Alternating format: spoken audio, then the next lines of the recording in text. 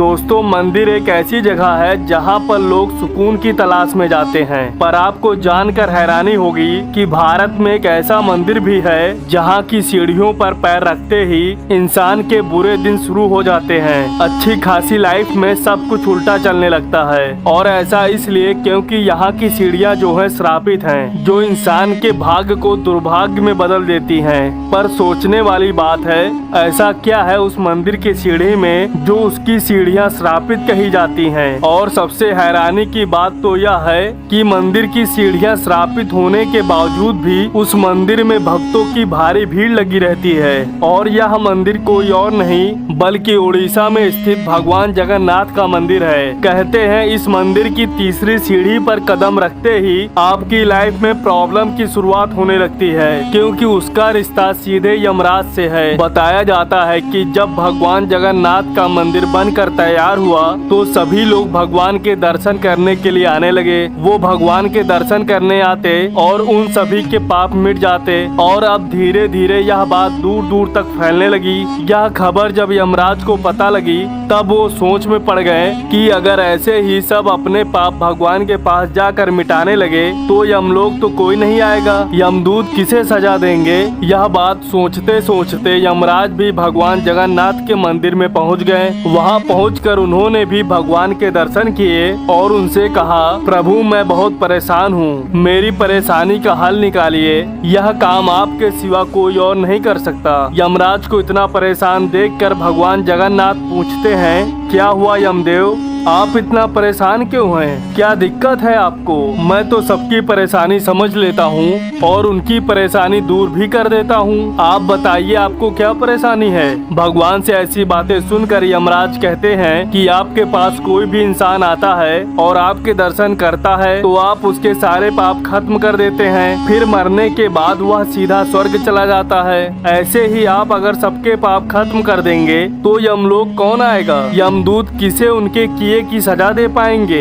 ऐसे तो कोई भी आदमी पापी कहलाएगा ही नहीं। जगन्नाथ जी ने यमराज की सारी बातें सुनी और बोले, आप मंदिर के मुख्य द्वार की तीसरी सीढ़ी पर अपनी जगह चुन लो जो यमशिला के नाम से जानी जाएगी। जो भी आदमी मेरे दर्शन करने के बाद उस सीढ़ी पर पैर रखेगा उसके सारे पुण्य खत्म हो जाएंगे और उन्हें सीधे यमलोक जाना पड़ेगा। उस दिन के बाद से ही जगन्नाथ मंदिर की तीसरी सीढ़ी पर पैर रखते ही मनुष्य के सारे पुण्य खत्म हो जाते हैं और वह पाप का भागीदार बन जाता है। अब ऐसे में आपके मन में यह सवाल आ रहा होगा कि मंदिर में जाते हुए सीढ़ियां तो पड़ेंगी ही और सीढ़ियों पर पैर रखते हुए पुण्य खत्म हो जाएगा, तो क्या ऐसे में भगवान के दर्शन करने जाना चाहिए या नहीं? बता दें, जब कभी भी आप भगवान जगन्नाथ के दर्शन करने आए तो सबसे पहले तो जैसे नॉर्मल सीढ़ियाँ चढ़ते हैं वैसे ही चढ़ जाएं, फिर कर लें भगवान के दर्शन। उसके बाद जब दर्शन करके लौट रहे हो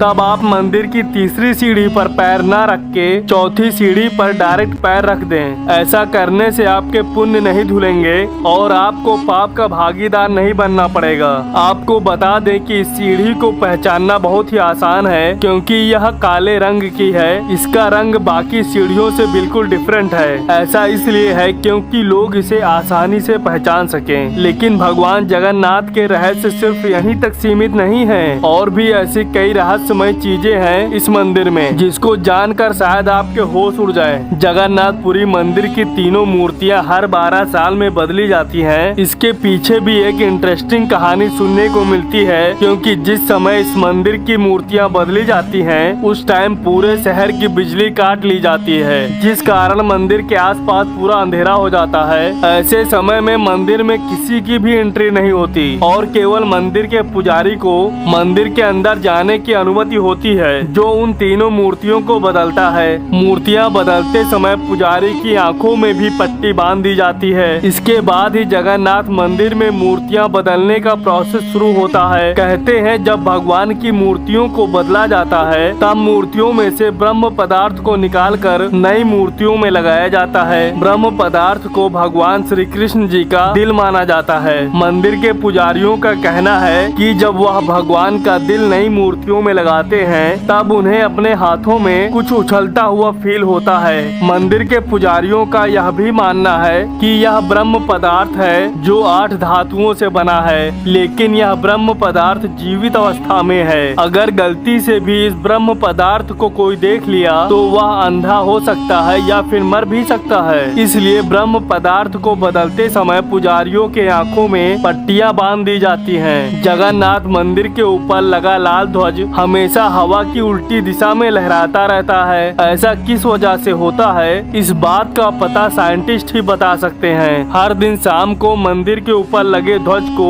किसी न किसी आदमी द्वारा चढ़कर बदला जाता है। कहते हैं इस ध्वज पर भोलेनाथ का चांद बना हुआ है। और तो और इस मंदिर के गुम्बज को देख पाना नामुमकिन है, क्योंकि जो मेन गुम्बज की छाया है वो गायब ही रहती है। इतना ही नहीं, आप इस शहर के किसी भी जगह से मंदिर के सेंटर पर लगे सुदर्शन चक्र को देखोगे तो वह आपको हमेशा अपने सामने ही दिखेगा। मतलब कि आप कहीं से भी देखें, यह चक्र आपको अपने सामने ही दिखेगा। त्रेता युग में श्री राम जी ने विभीषण को अपने वंश के कुल देवता भगवान जगन्नाथ की पूजा करने को कहा था। तभी से आज भी यह मंदिर में विभीषण सबसे पहले भगवान की पूजा करने आते हैं। अब क्योंकि विभीषण को राम जी ने चिरंजीवी रहने का वरदान दिया था तो वह दुनिया के अंत तक जिंदा रहेंगे। कहते हैं मंदिर में जगन्नाथ जी का जो भोग है उसे 500 रसोइये और 300 सहयोगी मिलकर बनाते हैं। करीबन 20 लाख भक्त यहाँ पर खाना खा सकते हैं। और ऐसा कहा जाता है कि हर दिन मंदिर में 20,000 लोगों के लिए ही खाना बनाया जाता है, लेकिन किसी त्योहार वाले दिन 50,000 लोगों के लिए खाना बनाया जाता है। वहीं अगर कभी लाखों लोग भी आ जाएं तो यह प्रसाद आराम से खा सकते हैं, कभी कम नहीं पड़ता है। मंदिर के अंदर जाते ही आप समुद्र से आने वाली आवाज को सुन नहीं सकते। वहीं अगर आप मंदिर के बाहर एक कदम रखेंगे तो आप इसे सुन सकते हैं और शाम के समय इसे साफ तरीके से फील भी कर सकते हैं। इस मंदिर को लेकर यह भी कहना है कि इसमें गैर हिंदू धर्म के लोगों का जाना बिल्कुल मना है। कहते हैं कि पहले के समय में कई विदेशियों ने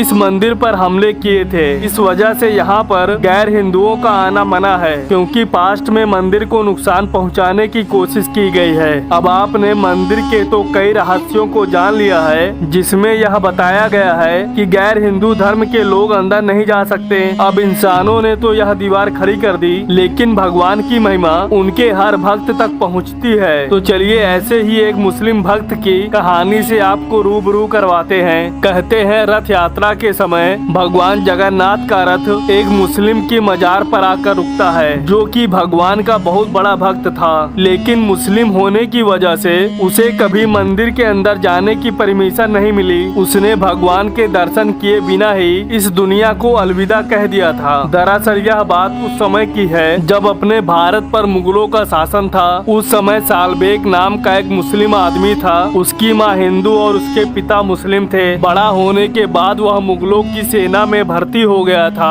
वहीं एक बार किसी लड़ाई में उसके माथे में चोट लग गई थी, जो धीरे धीरे बड़े से घाव में बदल गई। कई हकीमों और वैद्यों से अपना इलाज कराने के बावजूद भी उसकी चोट ठीक नहीं हो रही थी। इस वजह से उसे मुगल सेना से निकाल दिया गया था। जिसके बाद सालबेग दिन भर दर्द में और परेशान रहने लगा था। तब उसकी माता ने उसे जगन्नाथ जी की पूजा करने के लिए कहा था और अपनी माँ की बात मानकर उसने ऐसा किया भी। वो दिन रात भगवान जगन्नाथ की भक्ति में डूबा रहता और ऐसा करने से उसे शांति और जीवन जीने की शक्ति मिलती थी। एक बार सालबेग ने सपना देखा कि भगवान जगन्नाथ खुद उससे मिलने आए हैं और उसे घाव पर लगाने के लिए किसी तरह की भभूत भी लाए हैं। फिर सालबेग ने अपने सपने में ही उस भभूत को अपने माथे में लगा लिया और वहीं जब सालबेग की नींद खुलती है तब उसे फील होता है कि यह सब तो सपना था, लेकिन आँख खुलते ही उसके माथे का घाव बिल्कुल ठीक हो जाता है। फिर वह भगवान की जय जयकार करता हुआ मंदिर की तरफ उनके दर्शन करने के लिए दौड़ पड़ता है, लेकिन मुस्लिम होने की वजह से मंदिर के पुजारी उसे मंदिर में जाने नहीं देते। ऐसे में वह बेचारा मंदिर के दरवाजे पर ही बैठकर भगवान के भजन करने लगता है। फिर वह भगवान जगन्नाथ जी की स्तुति करता है और उनके भजन भी लिखता है। धीरे धीरे उसके भजन बहुत से भक्तों की जुबान पर चढ़ने लगते हैं। काफी समय गुजरने के बाद सालबेग की मौत हो जाती है, लेकिन अपनी मौत से पहले वह कहता है कि अगर मेरी भक्ति में सच्चाई है तो मेरे प्रभु मेरी मजार पर जरूर आएंगे। वहीं मरने के बाद सालबेग की मजार जगन्नाथ मंदिर से गुंडीचा मंदिर के रास्ते से बनाई गई थी। मुस्लिम भक्त के मरने के बाद जब भगवान जगन्नाथ की रथ यात्रा निकली तो सालबेग की मजार के पास से रथ आगे ही नहीं बढ़ रहा था।